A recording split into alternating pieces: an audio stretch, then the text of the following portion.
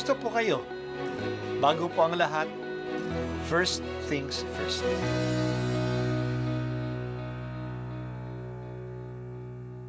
Good morning po. Sinisimulan po natin ngayon ang first things first.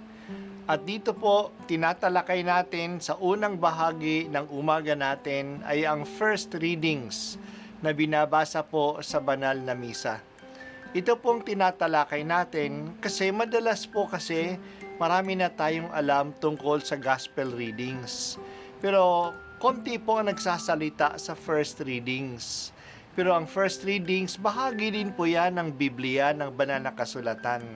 Kaya susubaybayan po natin ang mga first readings, basahin po natin at kuminsan kailangan ng basahin ng 2 o 3 beses bago maintindihan kasi hindi po tayo sa familiar sa mga istorya at sa mga kaisipan na tinatalakay dito.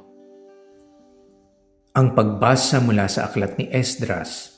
Noong mga araw na iyon, sinulatan ni Haring Dario ang mga kagawad ng lalawigan na nasa kabila ng ilog.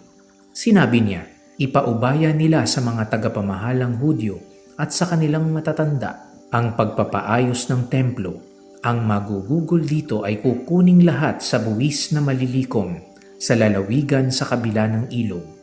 Akong si Dario ang lumagda sa kautosang ito. Ang lahat ng ito'y dapat matupad ng buong buo. Ipinagpatuloy ng mga Hudyo ang muling pagtatayo sa templo at sila'y nagtagumpay tulad ng sinabi ni na Propeta Ageo at Zacarias. Nayari nila ang templo ayon sa sinabi ng Diyos at sa utos ni na Haring Ciro, Dario at Artajerjes at nayari noong 3 ng Adar, 6 na taon ng paghahari ni Haring Dario. Nang itinalaga ang templo, di magkamayaw sa tuwa ang mga Israelita, mga saserdote at mga Levitang nakabalik mula sa pagkabihag. Naghandog sila ng 100 toro at 200 tupang lalaki at 400 kordero. Bilang hain naman para sa kasalan, naghandog sila ng 12 kambing at 200 tupang lalaki at 400 kordero. Bilang hain naman para sa kasalan, naghandog sila ng 12 kambing na lalaki, isa sa bawat lipi ng Israel. Pinagpangkat-pangkat nila ang mga saserdote at mga Levita. Sila'y binigyan ng kani-kanilang gawain at araw ng panunungkulan sa templo ayon sa kautusan ni Moises. At ng 14 ng unang buwan, ipinagdiwang ng mga nakabalik mula sa pagkabihag ang Paskwa. Nakapaglinis na noon ang mga Levita, kaya sila ang nagpatay sa korderong pampaskwa para sa mga nakabalik, sa mga saserdote at sa mga kapwa nila, Levita. Ang salita ng Diyos. Salamat sa Diyos. Isa sa mga unang utos ni Haring Ciro ay itayo ang templo sa Jerusalem na sinira ng mga Babylonians. Sinimulan itong gawin ng mga bumalik na mga Hudyo, pero hindi natapos at napabayaan na. Kailangan kasi silang magsimula uli ng kanilang hanap buhay sa Judea. Mga 70 taong nakatiwangwang ang lupain ng Judea noong panahon ng pagkatapon. Marami ring ibang lahi na dumating sa lupain, kaya kailangan din nilang isettle ang mga land claims. Mabuti na lang ay may mga ibang hari na mga Persians ang nagpursigi na ipatuloy ang paggawa ng templo.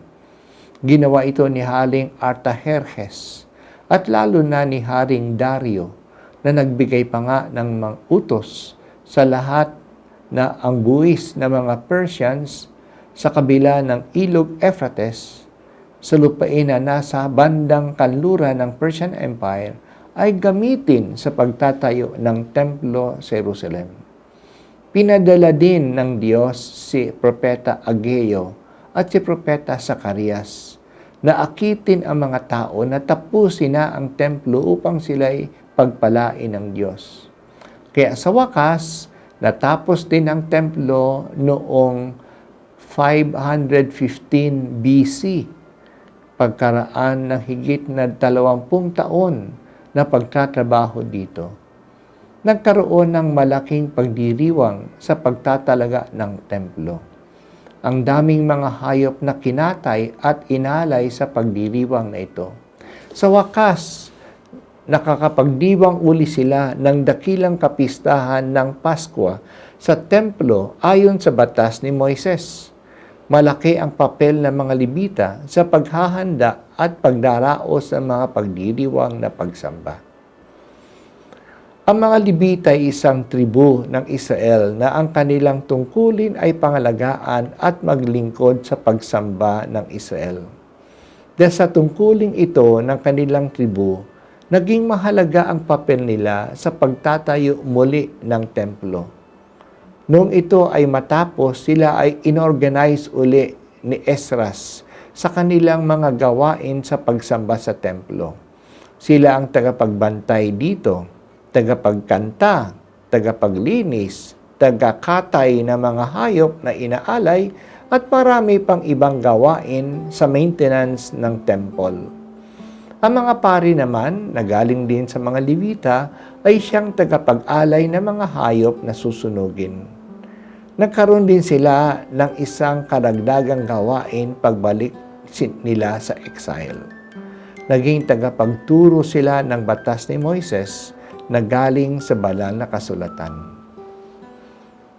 Kailangan, O Diyos, ang maayos at magandang pagsamba sa iyo. Tulungan mo kaming mapagpugayan at purihin ka namin sa magaganda at maayos na bahay dalanginan, ang aming mga simbahan.